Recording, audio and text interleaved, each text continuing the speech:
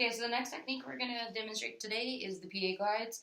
These are indicated for anyone who has pain in the shoulder with flexion, extension, external and internal rotation, or have a decrease in range of motion. So first off, we're going to start with posterior glide here. We're going to take the patient and we're going to make sure that we're not above 90 degrees of abduction or 90 degrees of flexion, just in case if they have any impingement issues.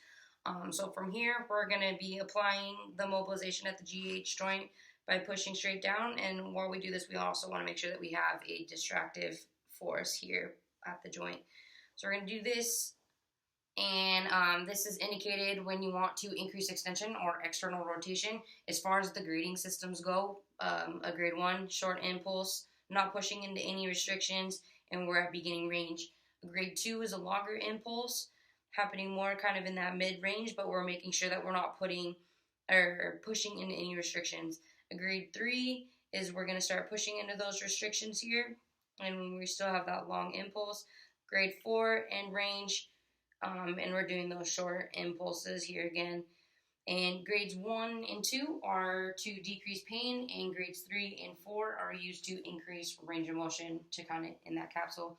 So that was the posterior, and then we can have our patient flip over on their stomach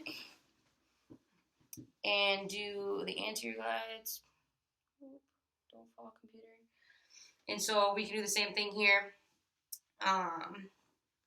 Get the shoulder, applying that force down, making sure that we're getting that distractive force. This is to help increase internal rotation and flexion. We can use those same grades, and according to the study, they did this in their patients, and they saw an increase in range of motion.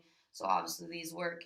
Another thing that we need to be aware of is that when we are doing these anterior mobilizations, we need to make sure that if they have instability anteriorly due to maybe a anterior dislocation or things like that, we don't want to be pushing too hard just because it could increase their pain.